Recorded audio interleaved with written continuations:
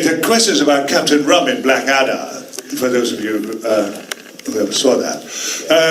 Actually, no, it was a pretty miserable experience playing Captain Rum, you see, because Rowan Atkinson, who is so absolutely brilliant as a comedian, as a grotesque, whatever, and highly intelligent, is highly opinionated and is willing to tell everyone how to do it, you know, which annoyed me.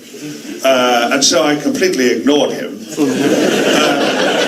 and did what I wanted to do. And as I was doing that, and watching Stephen Fry and the others all falling around with laughter, I thought, yeah, I'm onto something here, and so that's the way I wanted to do it. Anyway, when you do programs like that, you do it twice in the afternoon. You do a technical run, and then you have a cup of tea, and then the audience come in, and then you do it again. And so when we were going in for the technical run, that's called a dress rehearsal, I suppose, Atkinson said to me, he sent for me, a bit grand, he sent for me. So I went over and said, what is it? And he said, listen, he's extremely eloquent and persuasive. He said, Tom, you're going to be marvelous in this. He said, but you're making just one or two mistakes here, and I can put you right because I'm in it every week, and I know what works in this program.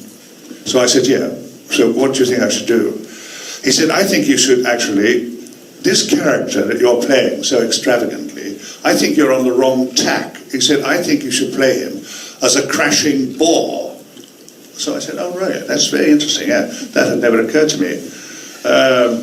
And so I said, oh, right, okay, so how do you mean a bore? Well, he said, underplay it. He said, and be kind of stupid and not know what's going on. So I said, okay, Ron. So I knew the dress rehearsal was coming up in 15 minutes, so off we went. I was in the first scene, actually. And so I did it what Rowan said, because I thought, there's only one more evening of this, so I did it the way Rowan said, and it was just watched by the producer, the director, the art director, and everyone else watching it. And we finished the show, and went back to my dressing room, thudding on the stairs, and suddenly 3 people burst into my dressing room, the producer, the director, and the art director, and said, what the hell's going on, Tom? Are you ill? So I said, no, I'm just doing what the leading man said I sarcastically. I had no idea, you see, when I did this job, that you tell me to do one thing, and then the leading man tells me to do another. I don't know where I am, you see, so that's why that's what Rowan wants me to do.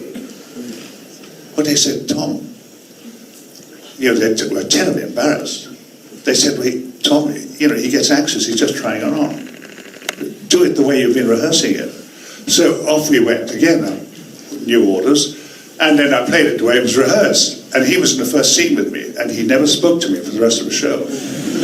And after that, there was a party afterwards, upstairs, and I, of course, couldn't go, because I couldn't allow myself to be snubbed publicly like that. And the only consolation I have of that is that it's been repeated about 35 times.